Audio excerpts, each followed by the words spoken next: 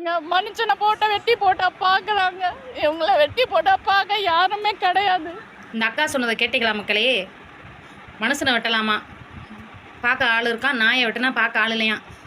மனுஷனை வெட்டுனா அவருக்கும் ஒரு குடும்பம், குட்டி, பிள்ளைன்னு எல்லாம் இருக்குது. நீங்கள் சொல்ல வர்றது எப்படி தெரியுமா இருக்குது? மனுஷனெல்லாம் நீங்கள் என்ன வேணால் செஞ்சுக்கலாம், வயலாட்சியங்களும் செய்யாதேன்னு சொல்ல வரீங்க. இங்கே நாய்களை யாரும் கொல்ல சொல்லி போராட்டம் நடத்தலைங்க. அதை பாதுகாப்பான இடத்துல விடுங்கன்னு தான் சொல்கிறாங்க.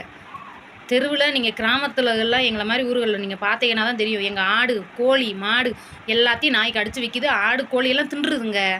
இதை நம்பி எத்தனை பேர் பொழப்பு நடத்துகிறோம் தெரியுமா? ஆடு மாடை விடுங்க. பச்சை பிள்ளை என்னங்க செஞ்சிச்சு? போகிற வர பிள்ளை பள்ளிக்கூடம் போதுங்க, டியூஷன் போக முடியல, கடைக்கு அனுப்ப முடியல, பிள்ளைங்க நடந்து போனாலே கடிக்குதுங்க.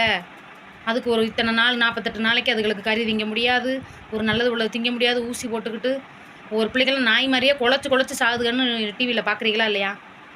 இன்னுமேலாவது திருந்துங்க. ஜல்லிக்கட்டுக்கு போராட்டம் நடத்தின மாதிரி இந்த அக்கா நாய்க்கு போராட்டம் நடத்த போகிறாங்களாம். எத்தனை பேர் கலந்துக்க போகிறீங்கன்னு சொல்லுங்கள். மக்கள் மனுஷங்க முக்கியமா இல்லை நாய்க முக்கியமா? நாய்களை கொல்ல சொல்லலை, பாதுகாப்பான இடத்துல விடுங்கன்னு தான் சொல்கிறாங்க. பிடிச்சிருந்தா மறக்காமல் லைக் பண்ணுங்கள், பிடிக்கலைனாலும் கமெண்டில் சொல்லுங்கள்.